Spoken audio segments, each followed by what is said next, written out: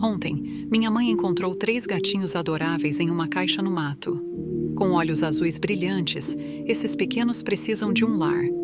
Já tomaram a primeira dose do vermífugo, comem ração e estão aprendendo a usar o jornal. Infelizmente, não podemos ficar com eles. Se você deseja adotar essas bolas de pelo, entre em contato através das redes sociais. Pesquise Aducão ONG. Sua ajuda faz a diferença. Compartilhe e ajude esses gatinhos a encontrar um lar amoroso.